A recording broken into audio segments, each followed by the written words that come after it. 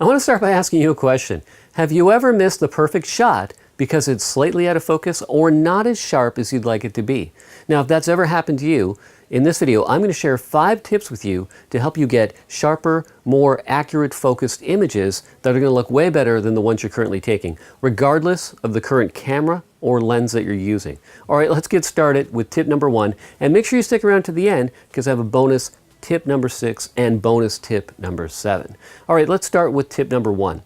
Let's switch your camera to one focus point. So I know your camera might have 500 different focus points. All you really need is one focus point, and then you can choose exactly what you're focusing on the image. So for example, if it's a portrait, then you want to focus on the closest eye to you. If it's a flower, you want to focus on the flower. Regardless of what type of photography, whether it's portrait or landscape, use one focus point for more accurate focus. That's tip number 1. Now, tip number 2 is to use a tripod. Now, I don't like using a tripod. It's a lot of gear to bring with me, then I feel like my movement's restricted. I really don't like using a tripod, but my images are so much sharper. I'm going to show you some examples in this video of an image right here that I shot just standing using a 105mm lens, and I had a little bit of camera shake. Now here's an image here where I used a tripod, and you can see it's the same aperture, f1.4, but this one is more sharp. It's because it restricted my movement. So let me sort of explain that a little more. Now you can see the camera, it's on a tripod, it's steady. Now if I were to hold it in my hand and I press the shutter halfway down, I'm focused. But if I move just slightly forward or just slightly aft and I'm shooting at an aperture like f1.4, that could make all the difference, especially if you're shooting at 100mm or 200mm. So really, there's some camera shake, there's some movement in my body. I might move forward, I might move back. If you use a tripod, that's going to keep you in a stable stance. You can't beat a tripod. So that's tip number 2, use a tripod. Okay, tip number 3, what if you don't have a tripod? Okay, so tip number 3, if you don't have a tripod, then you want to create a stable stance within your body. So I'll give you some tips for that. So 1, let's put the weight of the camera on your left hand and then get a firm grip and then your right hand right here. Then you want to bring your arms into your body and bend your knees a little bit, and then just sort of practice proper breathing techniques, because your breathing can also affect the movement as well, especially if you're shooting at low apertures. So get that stable stance as if you're a tripod. If you have something to lean against like a wall or a ledge where you can brace your arm, or if you can kneel and put your elbow on your knee, something like that. Just think if you were shooting a rifle, you're going to have more shake if you're standing up. If you get down on one knee, it's going to be a little more steady. If you're lying on the ground, which you probably wouldn't do, but if you're lying on the ground, you're going to have some more stability. So really think about your stance, look around, see if you can sort of shore that up, make it more stable. That's tip number 3. If you don't have a tripod, use proper form, proper stance. That's going to help you. So tip number 4. Now let's say we're using a prime lens. Now traditionally, prime lenses are sharper than zoom lenses just because there's a lot of different moving parts in a zoom lens. You have, 35 to say 70 or 24 to 70. That's a more common lens size. And you've got all these moving elements. It's going to be harder to get each range sharp. So sometimes a prime lens is a better choice if sharpness is something that's important to you. Now also too, prime lenses can go down to f1.4. Now usually 2 to 3 stops above that minimum aperture is the sharpest point of the lens. So what I mean is, let's say this is a f1.4, which it is.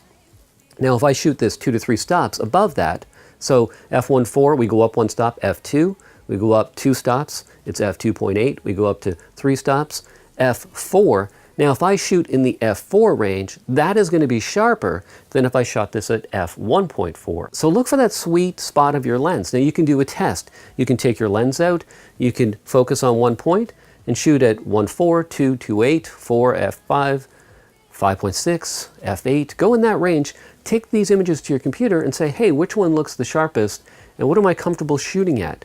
So don't just accept people saying shoot at 5.6 or shoot at f8. Really see, because each lens is going to be slightly different than the other.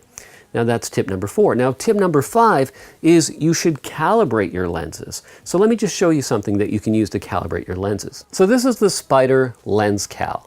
And you can use this to calibrate your lenses. So how it works is you would put your camera on a tripod, then you would put this on a tripod, you would balance everything, and then you would go to the minimum aperture of your lens, let's say f1.4, and you would shoot this target. Now, if you look over here, you can see a 0. Now, if your lens is properly calibrated, it should be sharp at 0. But often, when you get a lens out of the box, it's either going to forward focus or it's going to aft focus on this target. So no matter what you do, whether you use a tripod, one focus point, proper technique, you're never going to have accurate focus. And I've had every lens I've ever used, I've always had to make an adjustment. So to get proper sharp focus, make sure you calibrate your lenses. It's well worth it. Now, bonus tip number 6 is to shoot at double your focal length. So what I mean by that, this is a 50mm lens. So I would set my shutter speed to 100. Now, some people are going to say, oh, that's an old rule. It doesn't apply if you have image stabilization or if you have image stabilization in your body, like a mirrorless camera might. Yes, that might be partly true, but it's not going to hurt you to shoot at 100 unless it's going to really wreck your exposure. So think about that when you're shooting. Say, well, I'm shooting with a 50, I should keep my shutter speed at 100, I should use a proper stance. Considering all of those things, those are all going to help you to get sharper focus. Now, in the next part of this video, I want to give you another bonus tip, and that's about lens selection. So choosing the sharpest lens to give you that extra chance of getting sharper images. Now, I use a site called DxO Lab to do some of my research, as well as B&H Photo. So we're going to go to the computer. I'll walk you through how to use their interface and how to make a proper choice when it comes to choosing your next lens. All right, let's head to the computer. All right, here's a site I use to do my lens research. It's called DxOMark. I'm in no way affiliated with this site, but you can do lens research. So for example, let's say we have a Nikon D810 camera and we want to check out the sharpest lenses in a certain range, for example, from Nikon, from Sigma, from Zeiss, let's say. Okay, so we put Nikon here, mount it on, we pick our camera, so you can just click on these boxes, you can pick different things. Let's say we want to check out a prime lens, and we want it to be a standard lens, so I'll uncheck these two, and maybe a telephoto lens. And then you can come down here and you see mount type. So depending on your camera, you might have a Canon EF mount, you might have an EFS mount, you might have a Sony mount, you might have a Nikon F mount. So I've got a Nikon FX mount. So just make sure you've got the camera brand, the proper camera body, or the closest thing you can find to that. Check prime or zoom, check standard, whatever you want to look for. You can even just use the slider for a focal range or aperture, and then make sure it's the right mount for your camera. Now, once you do that, you'll see that they have ratings for different lenses. So you can see right here, the Sigma 85mm f1.4, although it's a third-party lens, you can see it's scoring very high. It's got a 50 here, and it's got a sharpness of 36. And then you've got your Carl Zeiss. And then if you look down here, you see the Nikon 105, and that's not rated as high as, say, the Sigma 85. Now, I know they're different focal ranges, but this is just giving you a rough idea that if you were looking for an 85mm lens, this will give you some options in price. And you could say, wow, look, the 85 Sigma is only $12 compared to the Carl Zeiss, $4,000. So it kind of helps you to get in the ballpark about what lenses might be sharper. I've had some pretty good results going on their recommendations. I've looked at this site and I said, well, for the value and the sharpness, I'll give it a try.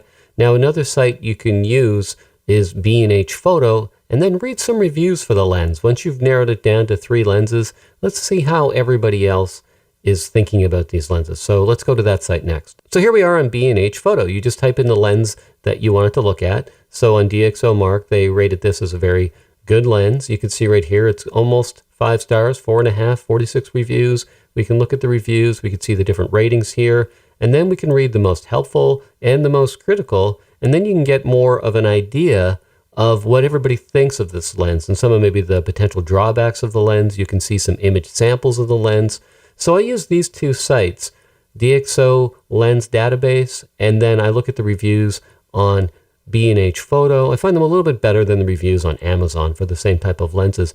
And then I kind of make up my mind. I say, well, for the price, everyone seems happy, it seems pretty sharp, and it gives me a more well-informed decision when it comes to purchasing a new lens. So hopefully these tips were helpful. All right, thanks for watching this video. If you found these tips helpful, give me a thumbs up. If you're not already a subscriber, I come up with new videos every week. Just hit that subscribe button and make sure you hit that bell notification, because then you'll get updates of every video I release. You can also follow me on Instagram. I'll have that pop up right there.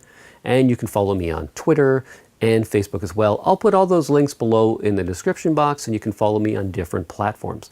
All right, thanks for watching this video. If you have any focus tips or sharpness tips of your own, you can put them in the comment section below. I'd like to hear from you. So go ahead, type in there as well. All right, don't forget to subscribe, hit that like button, give me a thumbs up, and I'll see you in the next video.